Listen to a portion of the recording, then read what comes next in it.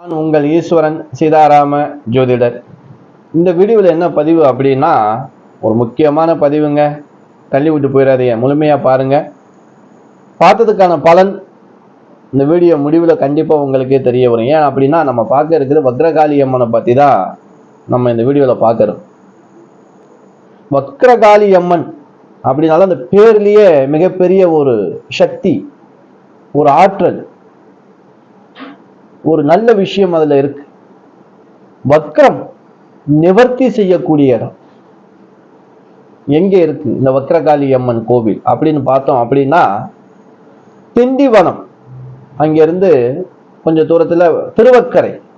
திண்டிவனம் தான் நம்ம போய் ஆகணும், எப்படியா இருந்தாலும். திண்டிவனத்துல இருந்து மயிலம் போற ரூட்டு திருவக்கரை வக்ரகாளி அம்மன் கோயில். இங்க எல்லா சன்னதி சிவன் ஆலயங்கள், அங்கே ஒரு சித்தர்கள்லாம் ரொம்ப பார்க்க வேண்டிய ஸ்தலங்க. இங்க ரொம்ப பேர் இந்த கோவிலுக்கு போறாங்க அப்படின்னா, நீங்க பார்த்தீங்க அப்படின்னா ரொம்ப பேர் ஜாதகத்தோட போவாங்க. இந்த ஜாதகத்துக்கும் இந்த வக்ரகாளி அம்மனுக்கும் அப்படி என்னங்க தொடர்பு அப்படின்னு கேட்டீங்க அப்படின்னா இருக்கு. அதை பத்தி தான் நம்ம பார்க்க போறோம். ஒரு ஜாதகத்துல எவ்வளவு பெரிய தோஷங்கள் இருந்தாலும் எவ்வளவு பரிகாரங்களும் இருக்கு. ஆனா வக்ரகாளி அம்மன் ஜாதகத்தை கொண்டு போறதுக்கு என்ன காரணம்? அந்த அம்மன் போனா என்ன நிவர்த்தி ஆகும்? ஆணித்தனமான விஷயம் இது. சொல்லல மட்டும் இல்லைங்க, செயல்லையே நடந்திருக்கு. நான் வக்ரகாளி அம்மனை பத்தி தெரிஞ்சுக்கிட்டதுக்கு அப்புறம் என்கிட்ட ஜாதகம் பார்க்க வந்தவங்க, அவங்களுக்கு கிரகநிலை சரியில்லை. எப்படிப்பட்ட கிரகநிலை சரியில்லை, அவங்களத்தான் நம்ம இங்க கொண்டு போகணும். அப்படிப்பட்டவர்கள் நான் அனுப்பி அவங்களுக்கு அந்த தடை நிவர்த்தி ஆகி என்கிட்ட வந்து சொல்லும் போது எவ்வளவு சந்தோஷம் தெரியுமா? அதுக்கப்புறம் தான் நான் வக்ரகாளி அம்மனை போய் பார்க்கறதுக்கு அந்த கோவிலுக்கு போறேன். இது வரைக்கும் 3 முறை தான் நான் போயிருப்பேன். போறதுக்கே பாக்கியம் வேணும்.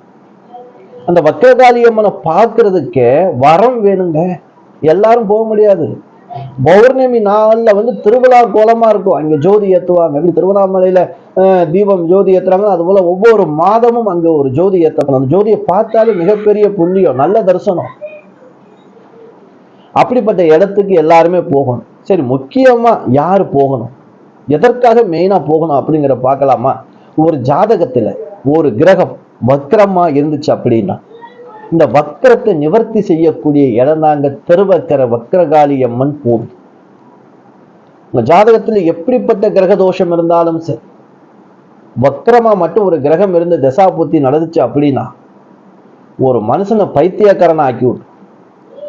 வக்ரம் பெற்ற கிரகத்துடைய அந்த பலாபலனை ஒருத்தர் சந்திக்கிறான் அப்படின்னா, எப்படிப்பட்டவனாக இருந்தாலும் சரி, அவனுடைய இழப்பு மிகப்பெரிய பயங்கரமான இழப்பாக இருக்கும்.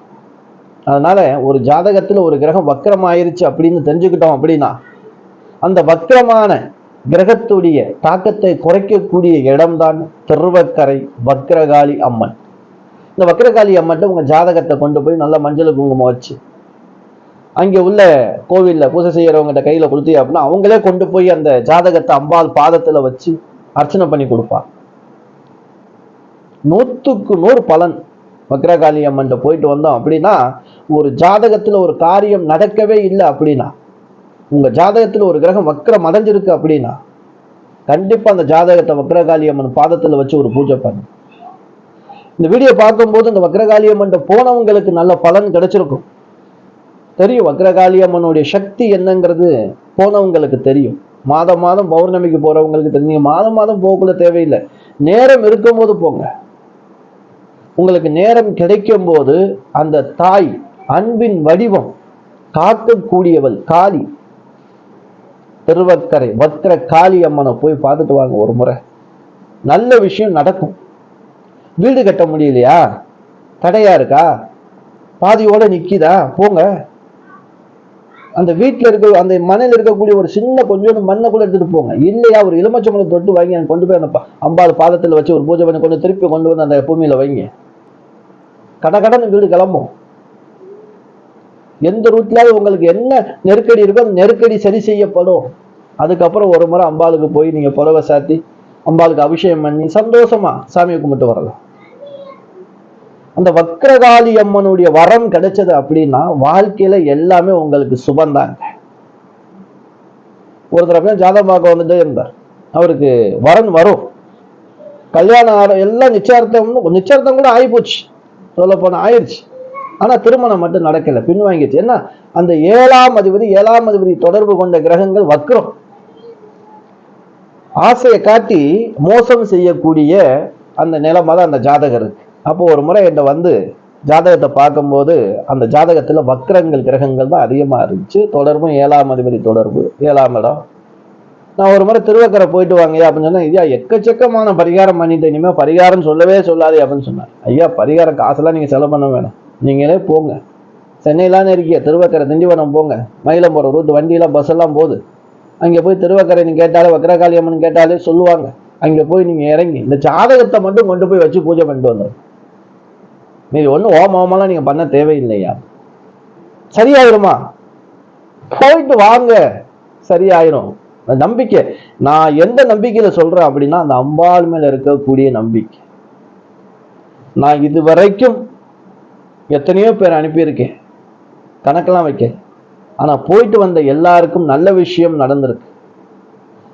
அந்த வக்ரகாளி அம்மன்ட்ட போனே அப்படின்னா ஒருத்தருக்கு அதிகமா கோபம் வருதுங்க. இந்த சொல்ல வக்ர புத்திக்காரையா, சொல்றதை கேட்கவே மாட்டாயா, சொல்றேன் இல்லையா, எது சொன்னாலும் கேட்க மாட்டான். வக்ரங்கிறது பின்னோக்கி போறது, எதுவுமே எடுத்துக்கிறாது. இது சந்தனம்டா, இது சாக்கடைடா, இந்த சந்தனத்தினால நெத்தியில இடணும் அப்படின்னா அதெல்லாம் முடியாது. சாக்கடையை தான் இது பூசிப்போன்னு சொல்லி பூசிக்கிட்டு நிற்கக்கூடியவங்க தான் வக்ரம் பெற்றவர். இப்படி வக்ரத்துடைய தன்மையை சொல் புத்தி கேட்காதவர்கள், குழந்தைகளா இருந்தாலும் சரி, நம்ம அம்மா அப்பா பேச்ச கேட்கல, மதிக்க மாட்டேங்கிறாங்க அப்படின்னா கூட சரி, ஒரு முறை அப்படி கூட்டிட்டு போங்க. எந்த கிழமையா இருந்தாலும் பரவாயில்ல, வக்ரகாளி அம்மன் முன்னாடி நிக்க வச்ச ஒரு ஜாதகத்தை கொண்டு பாதத்துல வைங்க, வச்சு ஒரு சங்கல்பம் பண்ணி பாருங்க, நடக்கிறது அப்புறம் பாருங்க, நல்லது கண்டிப்பா நடக்கும். வக்ரகாளி அம்மன் கோவிலுக்கு போறதே ஒரு குழுப்பணம் வேணும். அப்படி அந்த அம்பாலை பார்க்கணும் அப்படின்னா அந்த அம்பாளுடைய நாமத்தை ஒரு 11 முறையாவது ஸ்ரீ வக்ரகாளி தேவியை நமக்கு அந்த நாமத்தை சொல்லையாவது வேற அம்பாளுடைய நாமத்தை சொன்னாலே பெரும் புண்ணியம். இந்த வக்ரகாளி அம்மனுடைய பார்வை நம் மீது பட்டாலே நம் உடம்பில் இருக்கக்கூடிய தரித்திரியங்கள், நோய்கள், பிணிகள் எல்லாம் விலகி போயிருங்க. வக்ரத்தை நிவர்த்தி செய்து கேட்கும் வரத்தை தரக்கூடியவள் வக்ரகாளி. நம்ம சேனலை நீங்க புதுசா பாக்குறவங்களா இருந்துச்சு அப்படின்னா சப்ஸ்கிரைப் பண்ணிக்கிறேன். ஆனால் அடுத்தடுத்து கொடுக்கக்கூடிய ஒரு நல்ல தகவல் வீடியோக்கள் உங்களை வந்து சேரும். நான் உங்கள் ஈஸ்வரன் சீதாராம ஜோதிடர். நன்றி, வணக்கம்.